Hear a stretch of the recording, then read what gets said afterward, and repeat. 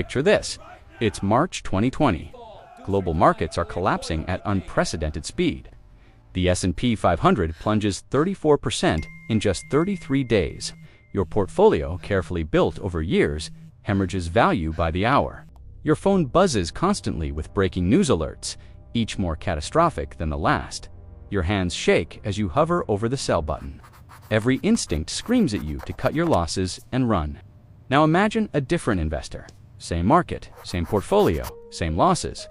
But this person sits calmly, journal, open, writing a single question: what is within my control? While panic sellers lock in catastrophic losses, this investor recognizes opportunity. They're following principles not from a modern trading algorithm or a hotshot hedge fund manager, but from a Roman emperor who died 1800 years ago. Here's the paradox that should shake everything you think you know about financial success. The most powerful wealth-building wisdom doesn't come from Wall Street. It doesn't come from Silicon Valley. It comes from ancient philosophers who never saw a stock ticker, never analyzed a quarterly earnings report, and never worried about Federal Reserve policy. Yet their principles consistently outperform the sophisticated strategies of modern finance. How is this possible? Why would ancient Stoic philosophy offer better guidance for navigating 21st century markets than cutting-edge financial theory? And, more importantly, what specific Stoic practices can transform you from an emotional, reactive investor into a resilient wealth builder who thrives during the exact moments when others panic? That moment of financial terror I just described isn't hypothetical. It's the reality that millions of investors faced during the COVID-19 market crash, and history reveals a brutal pattern. When markets collapse, the vast majority of investors make catastrophic mistakes driven by pure emotion. They sell at the bottom, they buy at the top, they abandon long-term plans for short-term relief. According to research from Dalbar, the average investor underperforms the market by approximately 4 percentage points annually, not because they pick bad investments, but because they make emotional decisions at precisely the wrong moments. The gap between market returns and investor returns isn't a knowledge problem. It's a psychology problem. It's a philosophy problem. And this is exactly where Stoicism enters our story with devastating relevance. Stoicism emerged in ancient Athens around 300 BCE, founded by Zeno of Citium, but it reached its apex in Rome during the tumultuous 1st and 2nd centuries CE. This wasn't abstract academic philosophy debated in ivory towers. Stoicism was practical philosophy designed for real people facing real chaos: political upheaval, war, plague, financial ruin, exile, and death. The three most influential Stoic philosophers perfectly embody this practical wisdom. Marcus Aurelius, Roman emperor from 161 to 180 CE, ruled during constant military threats, devastating plague, and economic crisis. His private journal, Meditations, reveals a man wrestling with massive responsibility and uncertainty, using Stoic principles to maintain clarity and effectiveness.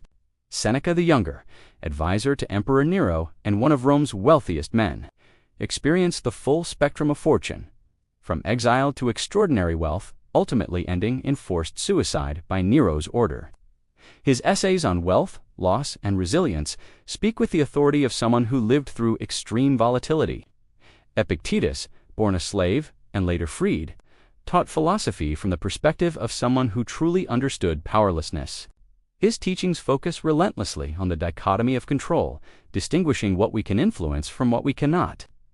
What makes Stoicism uniquely powerful for financial resilience is its central insight. Human suffering doesn't come from events themselves, but from our judgments about events. Markets crash, portfolios decline, economies recycle. These are facts, neither good nor bad in themselves. Our emotional reactions, our catastrophic interpretations, our panic-driven decisions, these create the real damage. Today, we're going to excavate the specific Stoic principles that create financial resilience, examine why they align perfectly with modern behavioral economics and psychology, explore their historical application during actual financial crises, and provide you with actionable practices to implement immediately. We're blending ancient philosophy, economic history, psychological research, and practical strategy into a comprehensive framework for financial resilience that transcends market conditions. This isn't about getting rich quick. It's about building the internal resources that allow you to make rational decisions when irrationality dominates markets. It's about developing the psychological fortitude that separates long-term wealth builders from emotional traders. It's about understanding why the most sophisticated financial strategy in the world is worthless, without the philosophical foundation to execute it consistently. Welcome to the Economic Philosopher, where we explore the deep connections between philosophy, psychology, and prosperity. Let's discover why ancient Stoic wisdom might be the most valuable asset in your portfolio.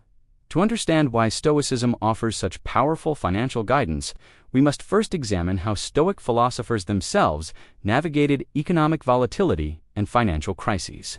This isn't theoretical. The Roman world experienced dramatic boom-bust cycles, currency debasements, trade disruptions, and financial panics that would feel remarkably familiar to modern investors. The Roman economy of the 1st and 2nd centuries CE was sophisticated and interconnected, featuring credit markets, banking systems, long-distance trade networks, and investment opportunities. It was also viciously volatile. The reign of Nero, during which Seneca served as advisor, witnessed multiple financial crises. In 33 CE, just before Seneca's adult career, Rome experienced a severe credit crisis triggered by sudden enforcement of old lending laws, causing liquidity to evaporate and threatening widespread bankruptcies. Seneca himself accumulated enormous wealth, becoming one of Rome's richest citizens through a combination of imperial favor, lending, and property investments.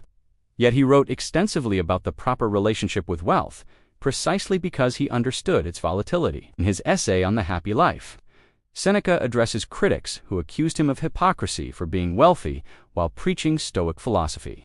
His response reveals profound wisdom. The Stoic doesn't reject wealth, but maintains philosophical independence from it. Seneca distinguished between possessing wealth and being possessed by wealth. He wrote, "I am not a wise man, nor shall I ever be. Therefore, require of me not that I should be equal to the best, but that I should be better than the bad. It is enough for me to take away something from my vices every day and to rebuke my errors." This admission of imperfection, combined with commitment to improvement, offers a more realistic model than the impossible standard of having no emotional reaction to financial loss. The key Stoic insight here is what they called preferred indifference. Wealth, health, and reputation are preferred in that we naturally choose them over poverty, sickness, and disgrace, but they are indifferent to our fundamental well-being and virtue. A Stoic investor prefers profitable returns but remains philosophically indifferent to whether markets cooperate. This mental framework prevents the catastrophic error of tying your fundamental sense of security to variables you cannot control. Marcus Aurelius provides even more direct guidance in Meditations. Writing during the Antonine Plague, which killed millions and disrupted the entire Roman economy, Marcus repeatedly reminded himself, "The universe is change. Our life is what our thoughts make it." He faced the collapse of tax revenues, trade disruption, and enormous military expenses. Yet his journal reveals someone maintaining rational decision-making, precisely because he distinguished external circumstances from internal response. One particularly relevant passage states, "When force of circumstance upsets your equanimity, lose no time in recovering your self-control, and do not remain out of tune longer than you can help. Habitual recurrence to the harmony will increase your mastery of it." This is investment psychology in a nutshell. Markets will upset your equanimity. That's guaranteed. The question is how quickly you recover rational self-control versus how long you remain emotionally reactive. Epictetus, teaching from his school in Nicopolis, focused students relentlessly on the dichotomy of control. His Enchiridion opens with the foundational principle: some things are within our power, while others are not. Within our power are opinion, motivation, desire, aversion, and in a word, whatever is of our own doing. Not within our power are our body, our property, reputation, office, and in a word, whatever is not of our own doing. Applied to investing, this principle is revolutionary. The performance of your portfolio is not within your power.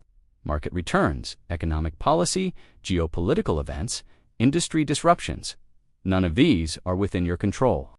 Yet investors torture themselves by focusing obsessively on these uncontrollable variables while neglecting the factors they can control: their investment philosophy, their asset allocation, their savings rate, their emotional discipline, their decision-making process. The historical record shows that Stoic practitioners navigated the chaotic Roman world with remarkable resilience. Seneca survived exile and returned to influence. Marcus Aurelius maintained effective governance during plague and war. Epictetus built a successful philosophical school, despite his origins as a slave.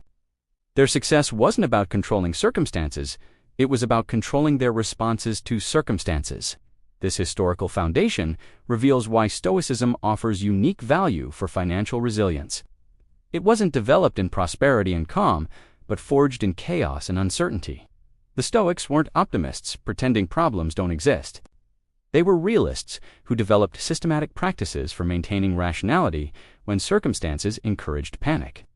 And that's precisely what modern investors need. Now, let's extract the specific philosophical principles that create financial resilience and examine exactly how they function as psychological tools. Epictetus's dichotomy of control isn't just a nice philosophical idea, it's a practical sorting mechanism that prevents catastrophic mental errors. Every financial worry, every investment anxiety, every market fear can be sorted into two categories: within your control or outside your control. Outside your control, whether markets rise or fall tomorrow, whether the Federal Reserve raises rates, whether a recession occurs, whether your individual stocks perform well, whether inflation accelerates, whether geopolitical tensions escalate. The list is nearly infinite. Within your control, your investment strategy, your asset allocation, your savings rate, whether you panic sell or stay disciplined, whether you educate yourself, whether you maintain emergency reserves, your time horizon, your diversification approach. Here's the transformative insight.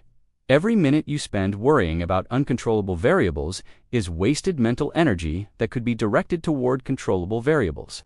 The Stoic investor performs a simple mental exercise before every financial decision. Is this within my control? If no, they acknowledge the reality and redirect attention. If yes, they take appropriate action. This isn't fatalism or passivity. It's the opposite. It's concentrating your finite mental resources on areas where you can actually influence outcomes. Consider the 2008 financial crisis. Investors couldn't control the housing market collapse, the banking crisis, or the resulting recession. Those were outside the sphere of control. But they could control whether they maintained their investment plan, whether they continued regular contributions during the downturn, whether they rebalanced portfolios to take advantage of low prices. The investors who focused on controllable variables dramatically outperformed those who obsessed over uncontrollable circumstances. One of the most counterintuitive Stoic practices is premeditatio malorum, the premeditation of evils. Stoics regularly imagined worst-case scenarios, not to cultivate anxiety, but to build resilience. Seneca wrote, "The man who has anticipated the coming of troubles takes away their power when they arrive." In financial terms, this is sophisticated risk management. Most investors engage in wishful thinking, imagining only positive scenarios for their investments. When markets decline, they're psychologically unprepared and emotionally overwhelmed. The Stoic investor does the opposite. They regularly imagine portfolio declines, job loss, market crashes, and economic downturns. This isn't pessimism, it's preparation. By mentally rehearsing adversity, you reduce its emotional impact when it occurs. You transform shocking catastrophe into anticipated possibility. You develop response plans before crisis forces hasty decisions. And crucially, you reduce the hedonic adaptation that makes you take current circumstances for granted. A practical application. Spend 15 minutes quarterly imagining your portfolio declining by 30%. Feel the emotions that arise. Then ask, what would I do? Develop your response plan now in calm rationality rather than during panic. Write down your principles. If markets decline 30%, I will maintain my investment plan and increase contributions if possible.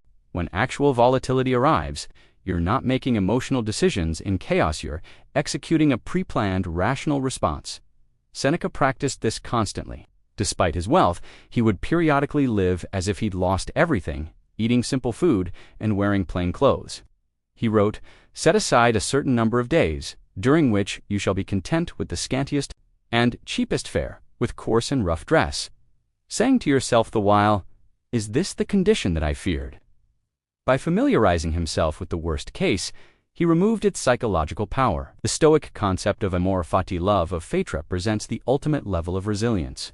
It's not merely accepting what happens, but embracing it as necessary and even desirable. Marcus Aurelius wrote, "A blazing fire makes flame and brightness out of everything that is thrown into it." For investors, amor fati means more than accepting market downturns. It means recognizing them as essential components of long-term wealth creation. Bull markets and bear markets aren't opposing forces where one is good and one is evil. They're complementary phases of a cycle that creates opportunity. The investor practicing amor fati doesn't just tolerate market declines, they recognize declines as the mechanism that allows long-term accumulation at favorable prices. This reframes the entire emotional experience of investing. When you genuinely understand that market volatility is the price of admission for equity returns, that bear markets create the buying opportunities that generate future wealth, that economic cycles are inevitable and necessary, you stop fighting reality and start working with it. Consider Warren Buffett's famous quote, "Be fearful when others are greedy, and greedy when others are fearful." This is amor fati in practice. Buffett doesn't lament market crashes as tragedies to be survived. He embraces them as opportunities to be seized. His 2008 New York Times op-ed, published at the depths of the financial crisis, advocated buying American equities not despite the chaos, but because of it. The philosophical practice here is reframing. Instead of asking, "Why is this happening to me?" the Stoic investor asks, "How does this serve my long-term goals?" A market decline serves you if you're in accumulation phase. It allows purchasing assets at better valuations. A market rise serves you if you're in distribution phase. It provides profitable exit opportunities. By embracing both phases as necessary, you eliminate the emotional resistance that drives poor decisions. Marcus Aurelius frequently practiced what scholars call the view from above, imaginatively zooming out to see events from a cosmic perspective. He wrote, "Asia and Europe are mere dots on the map, the ocean a drop of water, Mount Athos a clod of earth, the present moment a point in eternity. All things are petty, easily changed, vanishing away." This practice counteracts the recency bias and present moment panic that destroys portfolio returns. When markets crash, investors experience psychological narrowing. Their entire reality collapses to the present crisis. The Stoic practice of zooming out counteracts this narrowing by expanding temporal and spatial perspective. A practical application when experiencing investment anxiety. Practice the view from above by asking expanding questions. How will I view this moment in 5 years? In 20 years, how significant is this market movement across the entire span of economic history? How many similar downturns have markets experienced and recovered from? This isn't minimizing real concerns, it's accurately contextualizing them within broader reality. Consider the investor perspective in March 2020 versus December 2020. In March, the COVID crash felt like financial apocalypse. By December, markets had fully recovered and reached new highs. The circumstance didn't change, the temporal perspective changed. The Stoic investor maintains that broader perspective during the crisis itself, not just in retrospect. These 4 philosophical principles, the dichotomy of control, negative visualization, amor fati, and the view from above, form a comprehensive framework for financial resilience. They're not just interesting ideas, but practical cognitive tools that generate measurably different behaviors. During market stress, and as we'll see next, modern psychology and behavioral economics have validated these ancient insights with empirical research. The remarkable discovery of 20th and 21st century psychology is that ancient Stoic insights about human irrationality were empirically correct. Behavioral economics and psychological research have revealed systematic cognitive biases that destroy investment returns, and Stoic practices specifically counteract these biases. Daniel Kahneman and Amos Tversky's prospect theory, which earned Kahneman the Nobel Prize in economics, demonstrated that humans feel losses approximately twice as intensely as equivalent gains.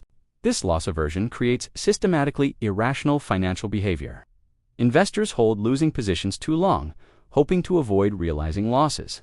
They sell winning positions too quickly, seeking to lock in gains before they disappear. They become risk-averse after losses and risk-seeking after gains, exactly backward from rational behavior.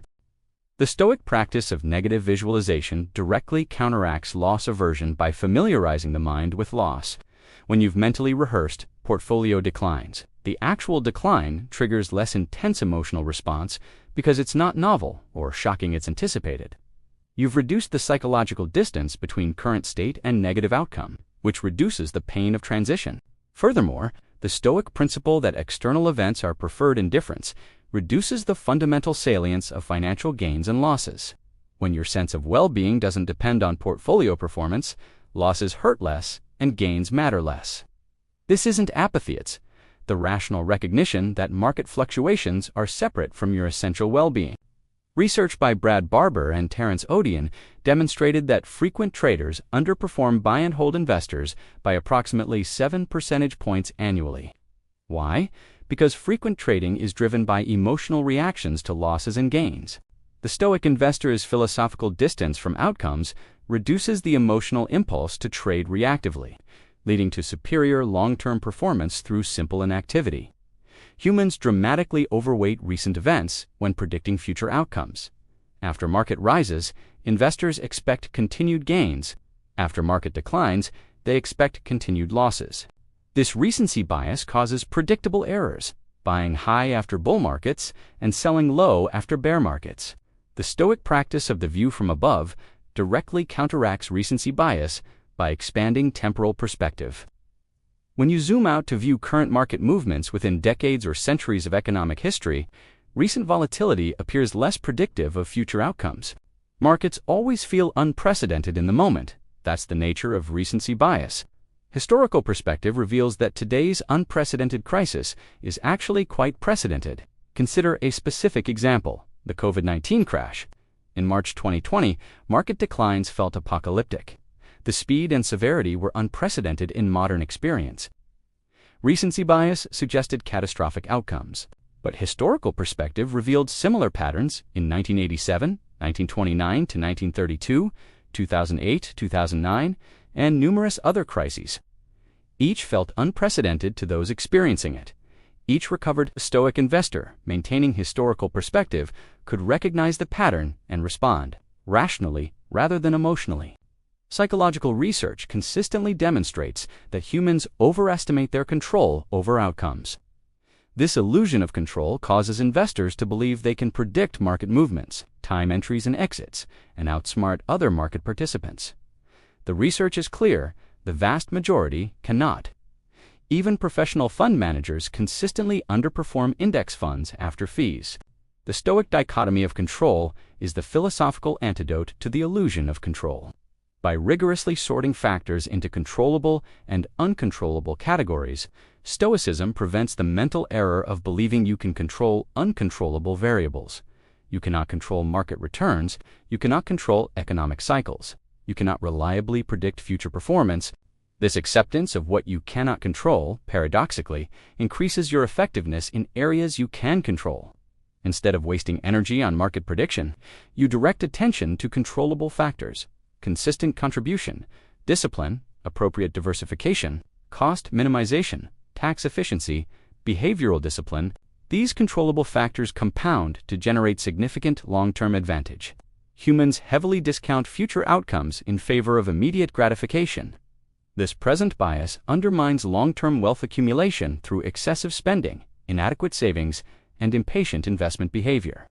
We rationally know that long-term investing works, but emotionally, we crave immediate results. Stoic philosophy offers powerful tools for overcoming present bias. The practice of memento mori, remembering death, sounds morbid, but functions as a temporal expansion technique. By confronting mortality, you're forced to consider your entire lifespan, not just the present moment. This naturally extends your time horizon. Marcus Aurelius wrote, "You could leave life right now." Let that determine what you do and say and think. This isn't depressing, it's clarifying. It forces the question: given my finite time, what actually matters? Short-term market movements or long-term wealth accumulation? Daily portfolio checking or consistent disciplined investing? The Stoic emphasis on virtue over outcome also counteracts present bias. If your goal is to embody disciplined, rational behavior rather than achieve specific portfolio returns, you've shifted focus from outcome-delayed to process immediate. You can feel good today about making rational decisions, regardless of whether those decisions produce profits this month. Humans are tribal creatures who look to others for behavioral cues. In financial markets, this creates herding behavior that generates bubbles and crashes. When everyone is buying, you feel social pressure to buy. When everyone is panicking, you feel pressure to panic. This social proof bias directly contradicts the contrarian behavior necessary for investment success. Seneca explicitly addressed this challenge.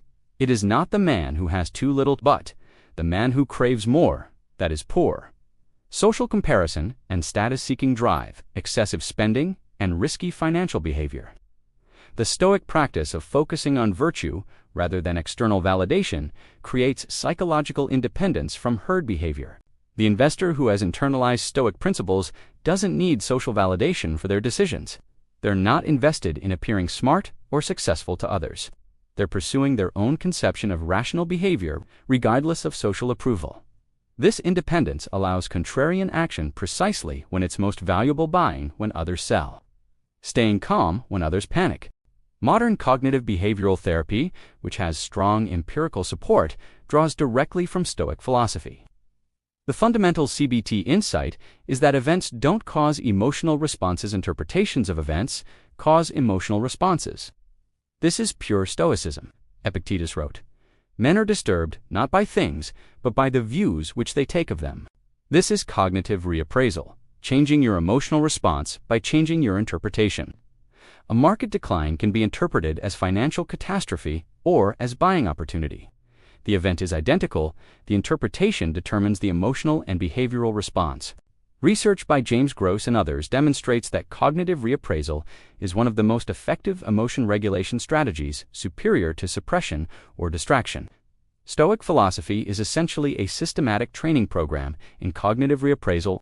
By repeatedly practicing Stoic interpretations, this is outside my control. This is a preferred, indifferent. This serves my long-term goals. Strengthen the neural pathways that generate rational rather than emotional responses. The psychological research validates what Stoics knew experientially. Human irrationality follows predictable patterns, and philosophical practice can counteract those patterns. The question isn't whether Stoic practices work, it's whether you'll implement them consistently enough to rewire your default responses. The philosophical principles and psychological insights we've explored aren't merely theoretical. They have direct, measurable implications for financial outcomes in modern markets. Let's examine specific applications and evidence of Stoic principles in contemporary investing. Modern financial theory, particularly the work of Eugene Fama on efficient markets, suggests that higher volatility demands higher expected returns as compensation for risk. But here's the Stoic insight that behavioral finance adds: volatility only creates wealth for those who can emotionally tolerate it and rationally exploit it. The equity risk premium, the additional return stocks provide over bonds, exists precisely because most humans cannot stomach volatility. If everyone could calmly hold stocks through 50% drawdowns, the risk premium would disappear. The fact that it persists reveals a fundamental truth. Emotional resilience is financially valuable because it's psychologically rare. Consider the period from 2000 to 2020. The S&P 500 experienced two catastrophic bear markets: the dot-com crash of 2000 to 2002, where stocks fell nearly 50%, and the financial crisis of 2007-2009, where stocks fell approximately 57%. Many investors, traumatized by these experiences, abandoned equities entirely or dramatically reduced exposure. Yet an investor who maintained consistent stock allocation throughout this turbulent 20-year period achieved annualized returns of approximately 6%. Turning $100,000 into $320,000, the investor who panic sold in 2002 or 2009 and stayed in cash, they likely never recovered. The Stoic principle of amor fati, embracing volatility as necessary rather than fighting, generated hundreds of thousands of dollars in differential outcomes. Dalbar's annual quantitative analysis of investor behavior provides devastating evidence of emotional decision-making costs. Over the 30 years ending in 2020, the S&P 500 returned approximately 10.7% annually, while the average equity investor achieved only 6.5% annually. This 4 percentage point gap, compounded over decades, represents catastrophic wealth destruction. What explains this gap? Not fund selection, not market timing, not sophisticated strategy, simply emotional behavior, buying high, selling low, chasing performance, abandoning plans during volatility. The Stoic practices we've discussed, the dichotomy of control, negative visualization, maintaining perspective directly, address the psychological vulnerabilities that create this behavior gap. Let's quantify this. $10,000 invested for 30 years at the market's 10.7% return grows to $218,000. The same investment earning the average investor's 6.5% grows to $67,000. The difference, $151,000, is the cost of emotional investing. The Stoic advantage isn't picking better investments, it's avoiding emotionally driven errors. Stoic philosophy emphasizes simplicity and focuses attention on controllable variables. This aligns perfectly with the empirical evidence favoring passive index investing over active management. The SBIVA scorecard consistently shows that the majority of active fund managers underperform their benchmarks over long periods. Over 15 years, approximately 90% of active managers underperform. Why does simplicity outperform sophistication? Because complexity creates the illusion of control and increases opportunities for emotional error. The Stoic investor recognizes that market returns are not within their control and therefore constructs simple, low-cost diversified portfolios requiring minimal decisions. Fewer decisions mean fewer opportunities for emotional errors. Consider two investors. Investor A maintains a complex portfolio of individual stocks, actively trades, follows financial news obsessively, and constantly adjusts holdings based on market conditions. They feel in control. They believe their activity adds value. But empirically, they're likely to underperform due to trading costs, taxes, and behavioral errors. Investor B maintains a 3-fund portfolio: total stock market, total international stock, total bond market. They rebalance annually. They ignore daily market movements. They appear passive, even negligent. But by acknowledging what they cannot control and focusing exclusively on controllable factors at set allocation, cost, discipline, they're likely to significantly outperform Investor A. The Stoic principle of focusing on controllable variables generates superior returns, not through sophisticated insight, but through systematic avoidance of costly errors. Every financial crisis creates extraordinary wealth-building opportunities for those with capital, courage, and conviction. But seizing crisis opportunities requires the exact psychological resilience that Stoic practices develop. Consider specific historical examples. In March 2009, at the depth of the financial crisis, the S&P 500 traded around 675. Investors who bought at that moment achieved returns exceeding 500% over the subsequent decade. In March 2020, when COVID panic peaked, similar opportunities emerged. In both cases, the obstacle to capitalizing wasn't information anyone could buy. The obstacle was purely psychological: fear, uncertainty, and emotional paralysis. The Stoic investor who has practiced negative visualization isn't shocked by crisis because they mentally rehearsed it. The Stoic investor, maintaining the view from above, recognizes historical patterns rather than succumbing to recency bias. The Stoic investor, practicing amor fati, sees crisis as opportunity rather than catastrophe. Warren Buffett's success is fundamentally Stoic. His famous quotes reveal Stoic thinking: be fearful when others are greedy, and greedy when others are fearful. The stock market is a device for transferring money from the impatient to the patient. Risk comes from not knowing what you're doing. These aren't sophisticated financial insights, they are philosophical truths about emotional discipline and rational thinking. The modern financial independence movement, popularized through blogs, books, and podcasts, is essentially applied Stoicism, whether practitioners realize it or not. The core principles reduce consumption, increase savings, invest consistently, focus on what you control. Find meaning beyond material acquisition are precisely Stoic teachings adapted to contemporary contexts. The concept of enough, central to financial independence, is pure Seneca. It is not the man who has too little, but the man who craves more. That is poor. The emphasis on internal rather than external sources of satisfaction is Marcus Aurelius. Very little is needed to make a happy life. It is all within yourself, in your way of thinking. The focus on process over outcome is Epictetus. Seek not for things to happen as you wish, but wish for things to happen as they do, and you will get on well. Financial independence practitioners report that the psychological freedom of having enough capital to weather any storm generates more well-being than the material consumption that capital could purchase. This is the Stoic insight that well-being comes from internal state, not external circumstances. Once basic needs are met, additional consumption provides minimal well-being increase, while psychological resilience provides exponential well-being increase. Let's synthesize everything into concrete practices. The Stoic investment protocol consists of 5 components. First, asset allocation clarity. Define your target allocation based on time horizon and risk tolerance, then write down the specific circumstances under which you'll change it. Make this decision once, rationally, in calm conditions. Refuse to revisit it during market panic. Second, contribution discipline. Commit to consistent contributions, regardless of market conditions. Automate this if possible. The market timing game is outside your control. Consistent contributions are within your control. Third, periodic negative visualization. Quarterly, spend 15 minutes imagining portfolio declines and rehearsing your response. This builds psychological resilience and prevents shock during actual volatility. Fourth, annual review with perspective. Once yearly review performance with explicit historical and temporal context. Compare current situations to historical precedents. Extend your view to multi-decade timeframes. This counteracts recency bias. Fifth, philosophical journaling. Maintain an investment journal focused not on predictions or performance, but on your decision-making process and emotional state. Document your reasoning. Record your emotional reactions.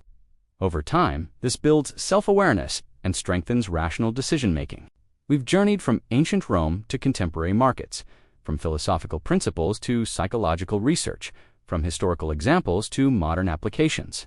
Now, let's synthesize the key insights and extract practical guidance you can implement immediately.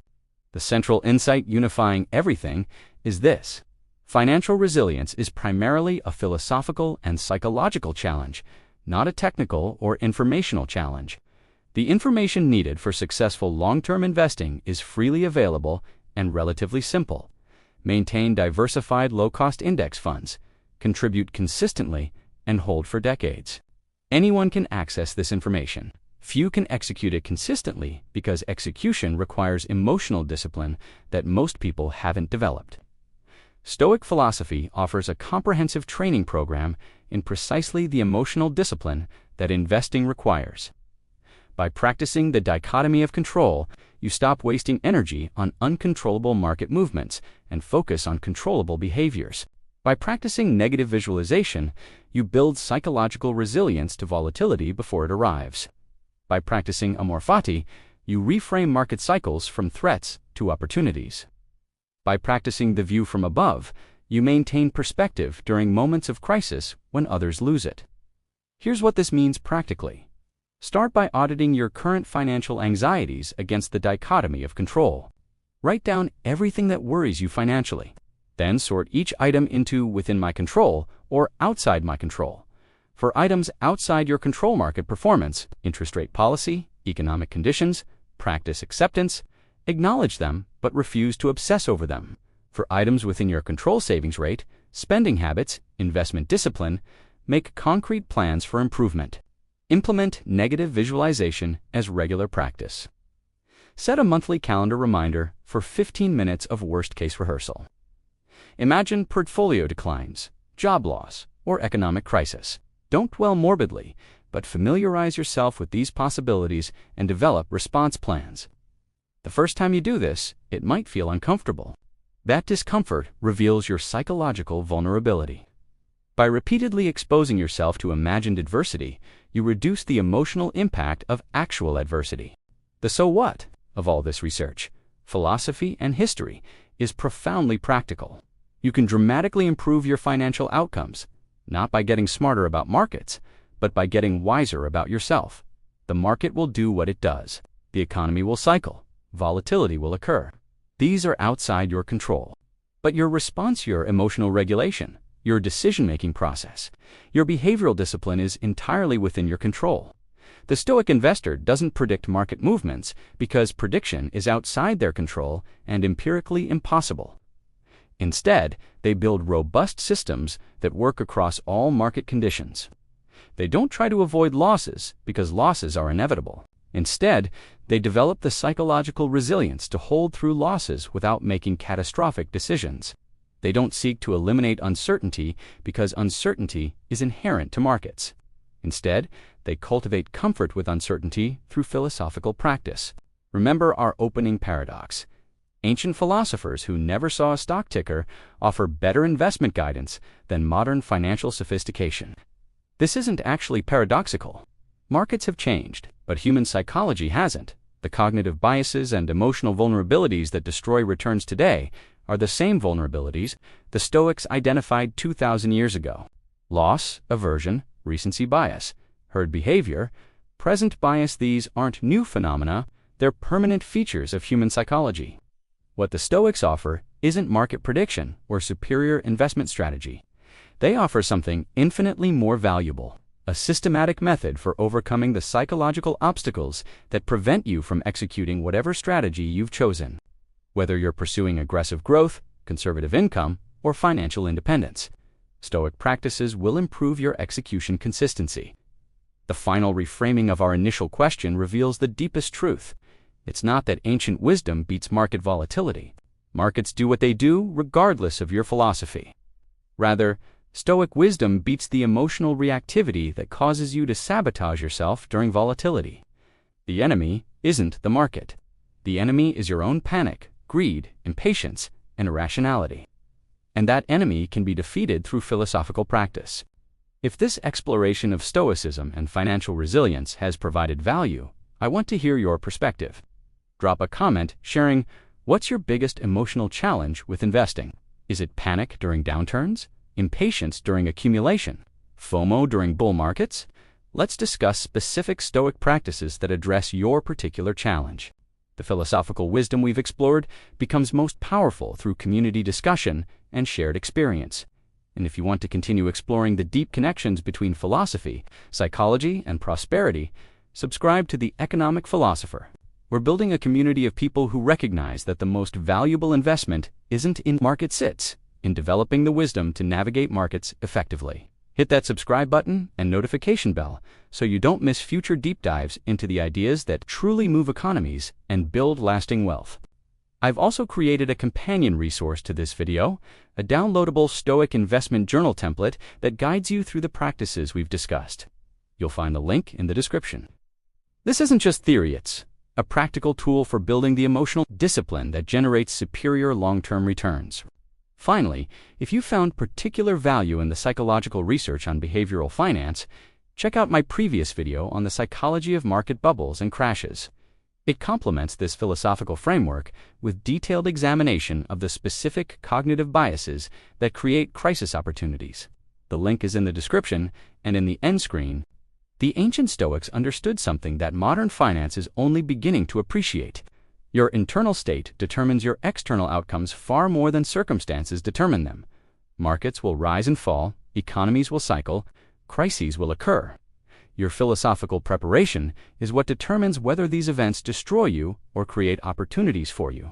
This is the Economic Philosopher, where we explore the ideas that truly shape prosperity, because the deepest truths about wealth aren't found in market data, but in understanding the human mind navigating that data. Until next time, stay rational, stay resilient, and remember, the obstacle is the way.